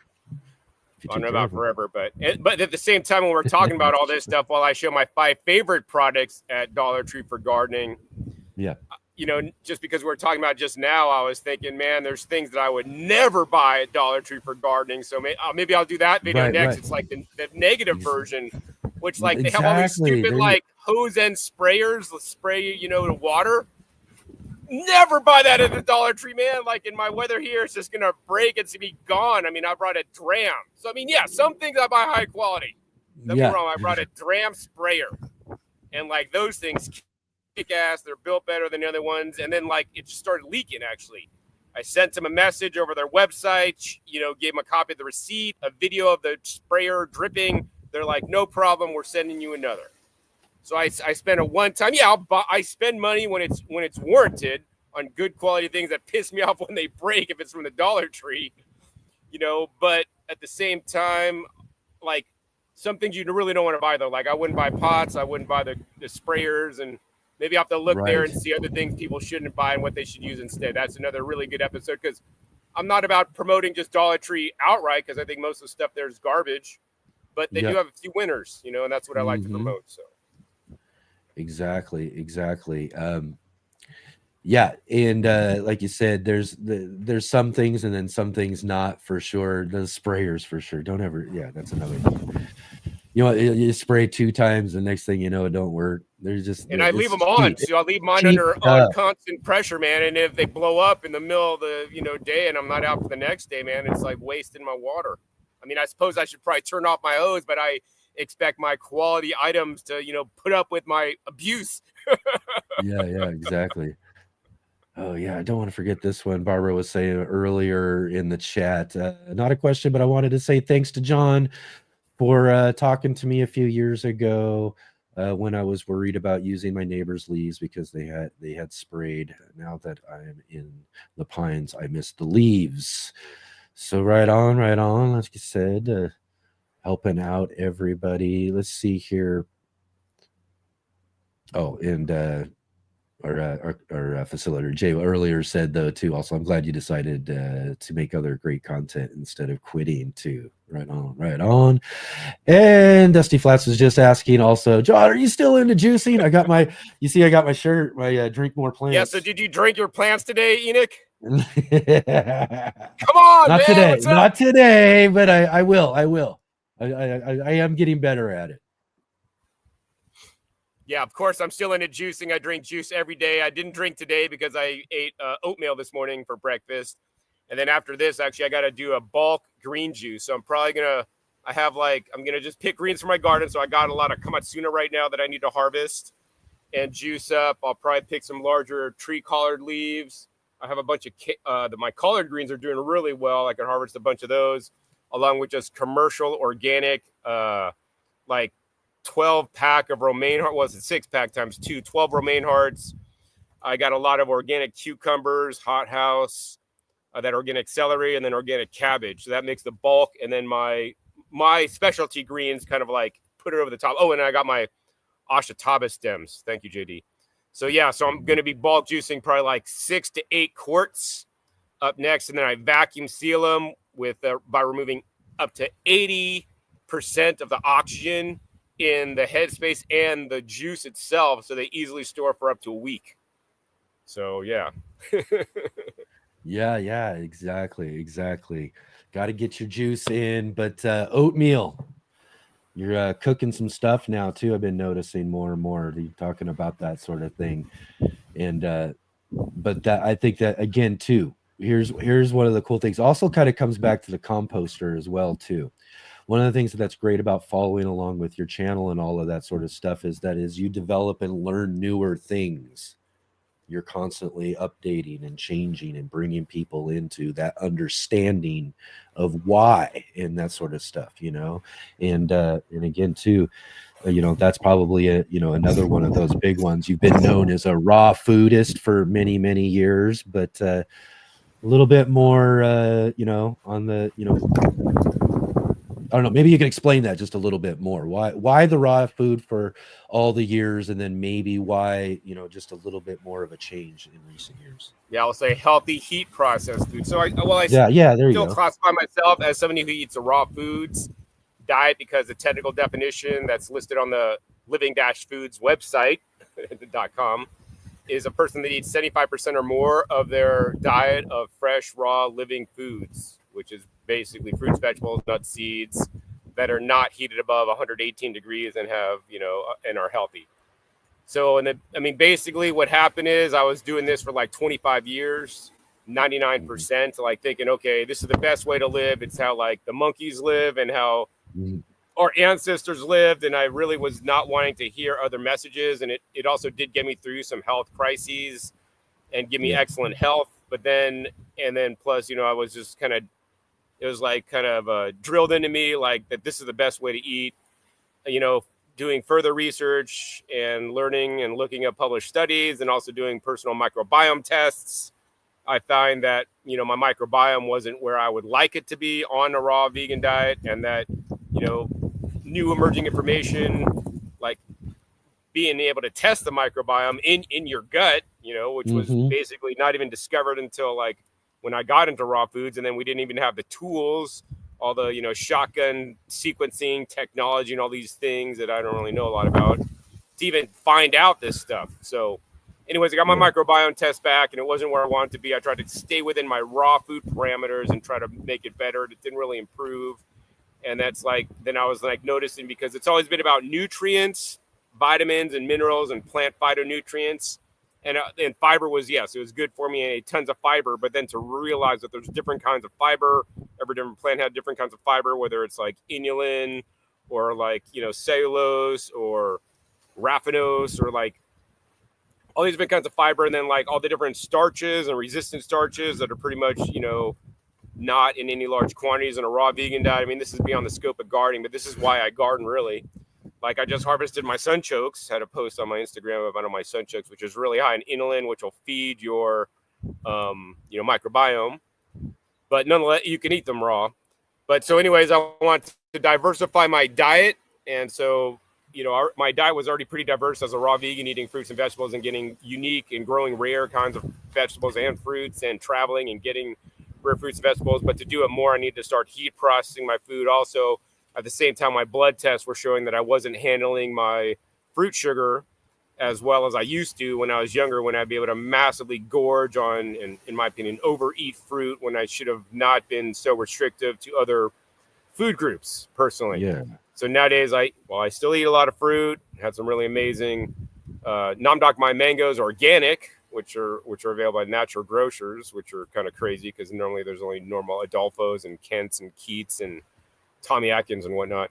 But yeah, so now I eat a lot more wider variety of food. I'm feeling more balanced. My blood sugar is balanced, and I'm going to get another microbiome test to see if it is improved more than it has from my last test, which has been improving slowly. Yeah. So like, I think that it's just, and then also looking at a lot of the science, and also looking at like blue zones around the world, like, where are there long-lived raw vegans? I mean, I know a guy who's 95, he's raw vegan, but, like long-lived peoples like Okinawa, Japan, they eat sweet potatoes, and I had excluded sweet potatoes from my diet. And now the main sweet potato I eat is mostly purple. It's rare I eat the other colors because I believe in the power of the anthocyanins as well as the resistant starch. I'll heat those up and eat them warm. I only cook in the Instant Pot, so it's not creating additional toxins when you cook food.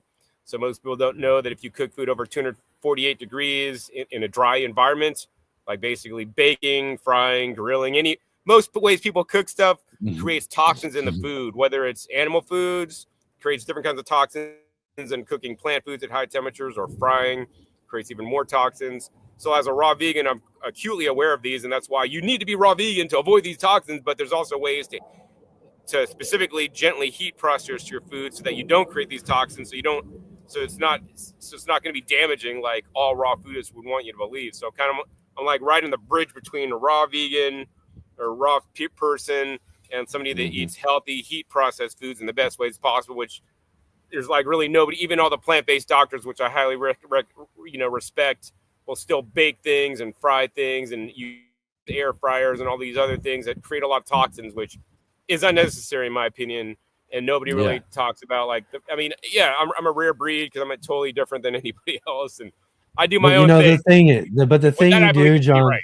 But the thing, John, is that you, because of getting started, at a young age with with your health issue and then moving towards this sort of senses, you've basically been this kind of living laboratory now for everybody else. And you've done the work as far as being dedicated to the diet, for one, and then you go out and you get the test to show people like, hey, this is what I'm finding, this is what I'm seeing. For me, to it may be different for you or for other it may be, but it's still good for people to be honest and upfront and saying, hey, this is what I'm noticing when I do this, even, right? So these are things that you might be on the lookout for if you are. And as things change, you also keep things forward. Like, so it's great that you do that in that sense for everybody else, to give everybody that idea about things ultimately when it comes down to it. Let's see here too. Mobius jumped in with a question for you, John, real quick. I am thinking most of us are magnesium deficient and hard to get in regular diet. I am making mag oil for myself, but what are your thoughts on magnesium, please? Is there, anything about or have any ideas about that and how you get this into your diet? I mean, I mean, basically what I'll say is that depends on the diet you're eating. I mean, if you're eating a standard American diet, you're probably deficient in magnesium and a lot of other foods. My goal is to try to get my nutrients, including minerals, from foods first. Of course, one of the reasons why I grow a garden is because I put like things like rock dust and kelp and other different trace minerals like soil humates into my garden so my plants can absorb all these minerals. And then when I eat my plants, I get these minerals in me. And of course, then I concentrate my plants by juicing them so I can get more plants than a person would normally consume into them to get my minerals. So, of course, most people just go and even buy an organic at the grocery store. Most big commercial organic farms are not putting in rock dust. They're putting in like cow manure. And if that cow manure is deficient in magnesium, because that's just, they're just using more manure, that's going around in a cycle. It's missing. So I agree that probably a lot of people are deficient in magnesium, despite, eating foods out of my garden and other plant foods. And I mean, of course, you could do a search for like what plant foods are higher in magnesium, because you'll find that there are foods that, whatever, accumulate magnesium more than others. I mean, if you think, oh, what food accumulates potassium more than others? People would say bananas. And yeah, well, bananas do have a little bit more potassium than most foods. They're still like maybe mid-range. There's foods that also contain more potassium than bananas, but nonetheless, there's foods that contain more magnesium. So I'd encourage people to, eat more magnesium-rich foods, and then even beyond that is grow those magnesium accumulator foods in a garden where you enrich the garden with magnesium as well as other trace minerals and microbes, so that the microbes could break down the magnesium and bring it up to the plants, and the plants could be happy, and you have magnesium accumulators, and now you eat those. That all being said, I do take a magnesium threonate before I go to bed, because that's the magnesium, said to be good for your brain. And, I didn't really notice like a big difference when I took it. Maybe at the beginning, but if I take it, I don't really notice a big difference. So, I mean, if you do take one, if you do want to take a supplement, that's the one I would take, because a lot of magnesiums are not well absorbed from some of the literature that I've seen. So. Yeah. Excellent stuff. One of the things that was really great for us here on the Let's Get Growing show came out of this last heirloom exposition. You invited somebody to come along with you to do your talk with you this last year, which was just really exceptional. And I thought it was so awesome that we had to invite Dr. Jeff ourselves onto the show. We had him on the show as well to talk a lot about the sort of things that you guys were discussing on gardening for health, which was basically the subject that you guys talked about, and sort of kind of what we've dabbled in here for a minute is that that's a real important part of why you garden is, and probably the main reason is for your own personal health and all of that and everything.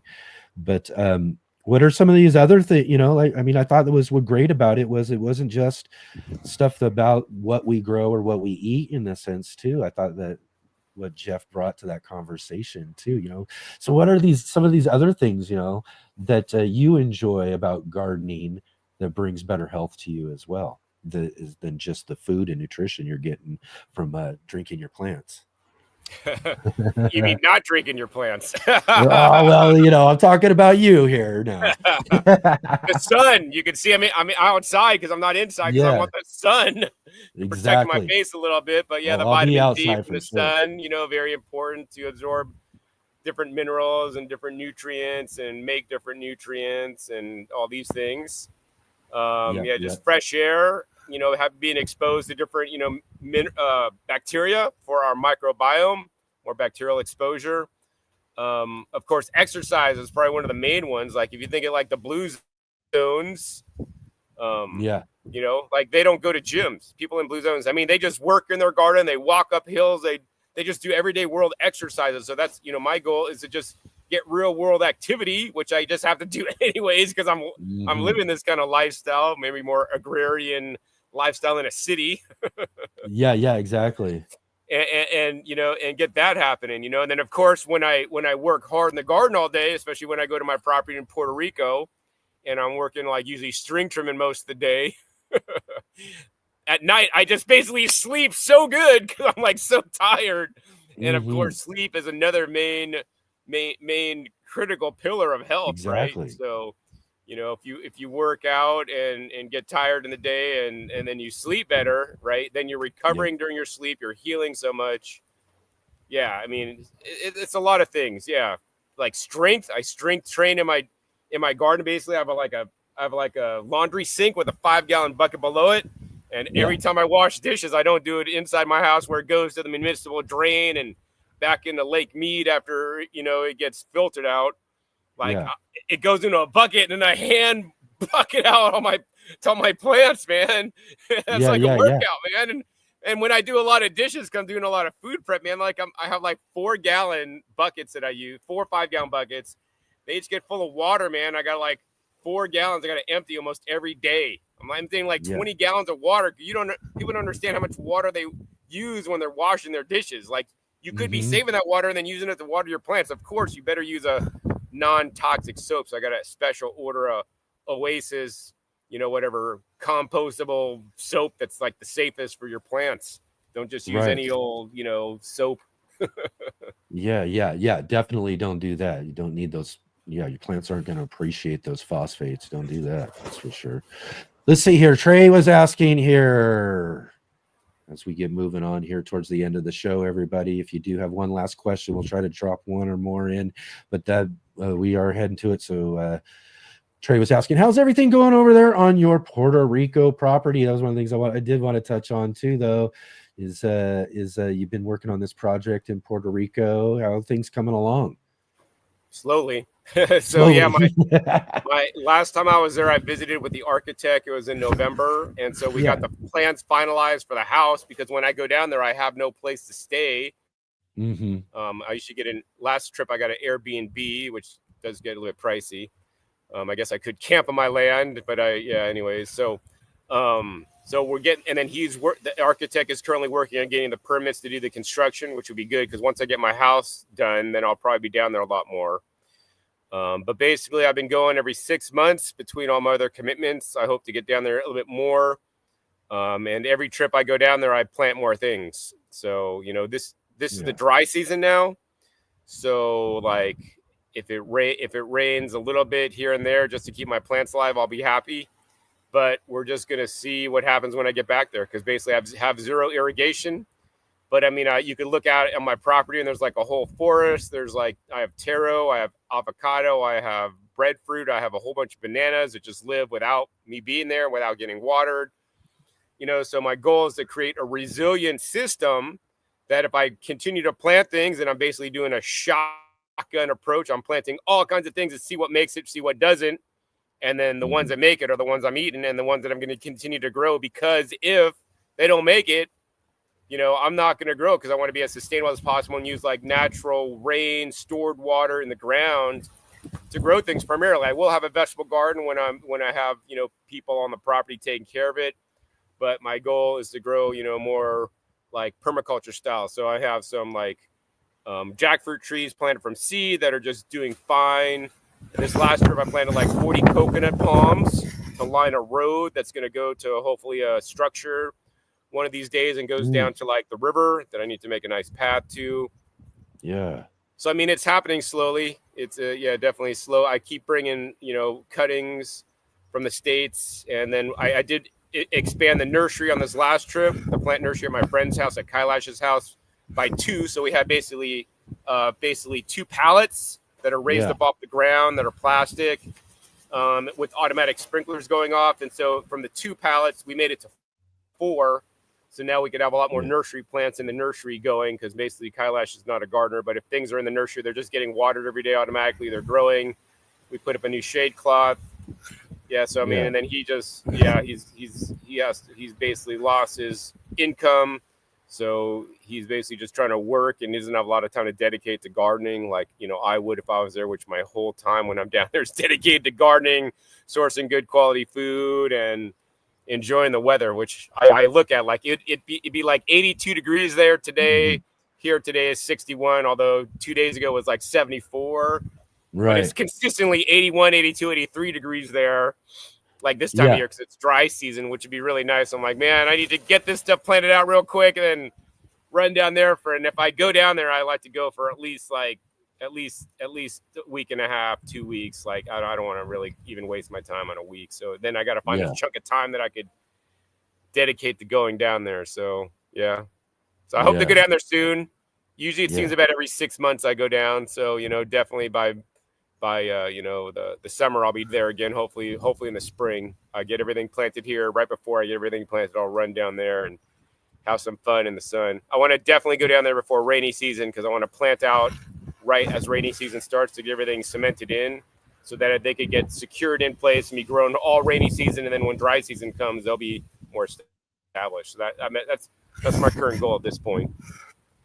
Yeah. And then ultimately, though, the idea is to kind of have like a kind of a retreat, right? Where folks can come out and you can have these sort of get-togethers and gatherings to talk about, you know, like your more natural eating and, you know, some of those other things, right? Kind of right. Like so I have natural about 3 whole acres. life type of retreat. Right. Yeah. So I have about 3 acres. Then I have a half-built house that I need to finish, and then Kailash has like basically 5 acres, approximately. And then we have a neighbor on the other side of Kailash, which is Travis, who was just there because I just spoke with Kailash. And then he has, I don't even know, another 3 or 4 acres. So he's developing some kind of like off-grid resort kind of thing with domes and cool structures and housing. So he's going to finish that by July of this year. So that'll be really cool. So we'll have housing facilities and maybe a common area to meet for our retreats, as well as we're going to have structures on my property and Kailash's property eventually, you know, for, you know, lodging as well as, you know, kitchen and meeting rooms. And we're going to have trails throughout the 3 properties that a river runs kind of below all our properties. And there's a waterfall on Travis's property. So it's going to be pretty fun once it's finally done. But this is, you know, definitely a few years away. It's not going to happen anytime soon. Yeah. Definitely looking forward to it. I've got to get down there and check that out. I've never been to Puerto Rico. That sounds like a great reason to go down there and get to check all of that out down there as well too. But right on. So again, too, we were also mentioning, you know, one of the things, you know, we really love about your channel and everything that you have growing on over there at Growing Your Greens is that you get to go visit and go do a lot of cool stuff and make all these really cool videos. I saw the one you did at the vertical farm recently. That one was really cool. You got any you know, we're finishing up today, you got any other upcoming projects, upcoming videos or different or something there that you want to mention to everybody that's going on over there?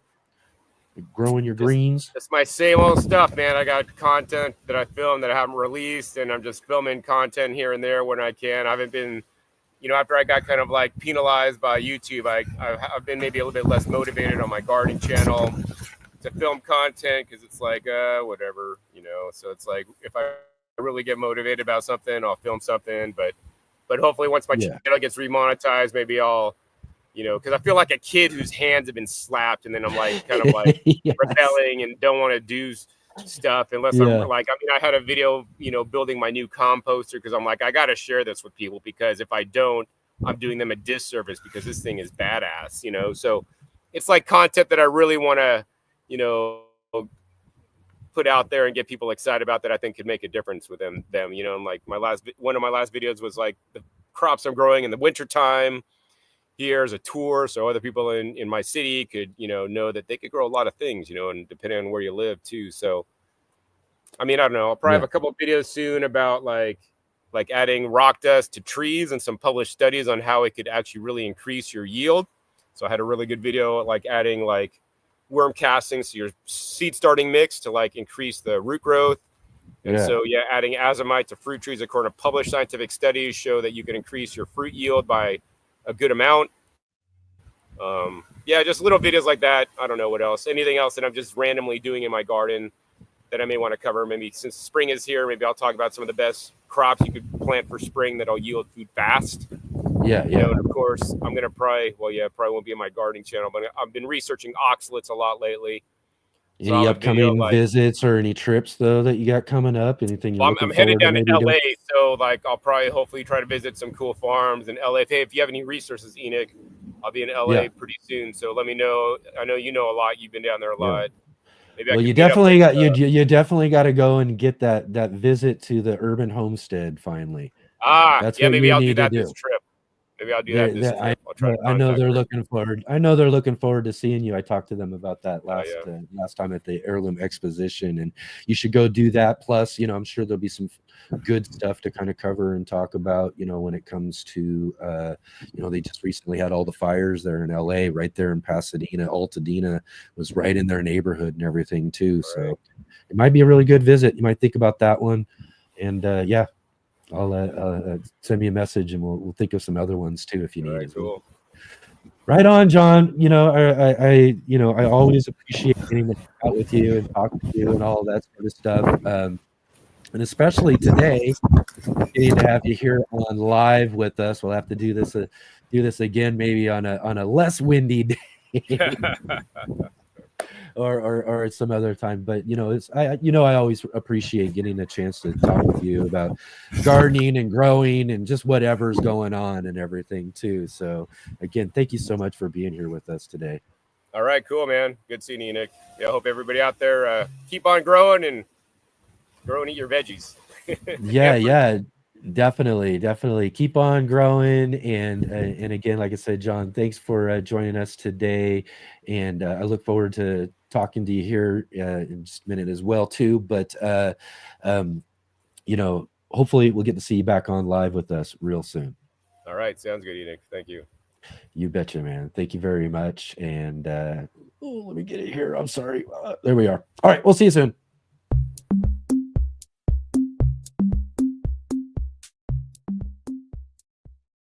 Let's Get Growing is sponsored by IV Organic. Hi, my name is Charles Malky, biologist and plant expert with IV Organics, where we grow cool plants and author Saving the World with the Home Garden. IV Organic 3-in-1 Plant Guard has 7 natural oils that protect your plants, not just from the summer heat as well as winter cold, but also protects your plants from damaging insects and rodents. The oils in the product include castor, cinnamon, clove, garlic, peppermint, rosemary, and spearmint. These oils are natural insect and rodent repellent oils, which are encapsulated by the base powder, offering your plants months of protection at a time. 1 application per year will suffice for protection against damaging summer sunburn and winter sun scald, but if the target is pests, application as much as 2 to 3 times a year may be necessary.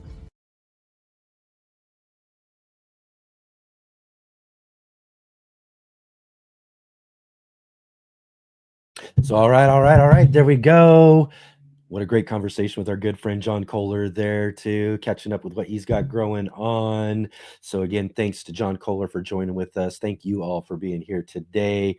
And also, if you didn't get a chance to check out yesterday's show, you're definitely going to want to go back and check out yesterday's show. We had a great conversation with Charles Dowding, talking all about no-dig gardening. It was really fun to finally catch up and talk with Charles Dowding here on the show, as well as we had Eli and Kate with us as well on the Are You Following Me segment.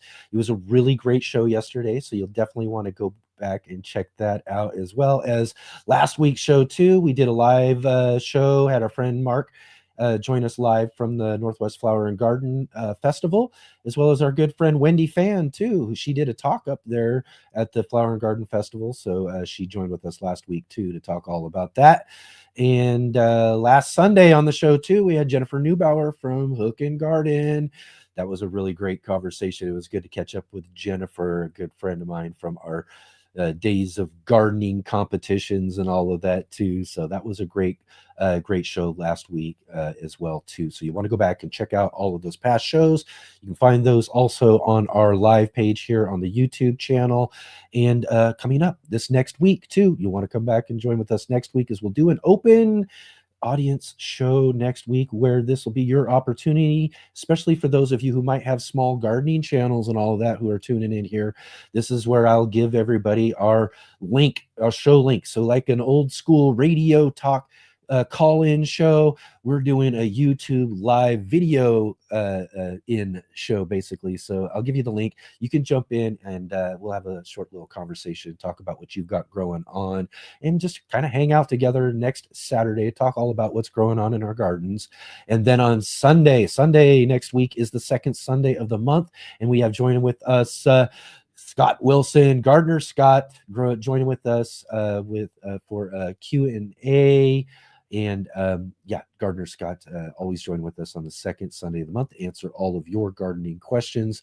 So you won't want to miss out on that. And as well, too, coming up on our Sunday edition of the show, the week after that, you know, we're always talking about books here on the Let's Get Growing show. We love our books. We do have our Let's Get Growing monthly gardening book club with me and our good friend MBC, Mark Boucher Colbert, joins with me every third Sunday of the month for our monthly gardening book club. And this month we're featuring the book The Climate Change Resilient Vegetable Garden, written by Kim Stoddart.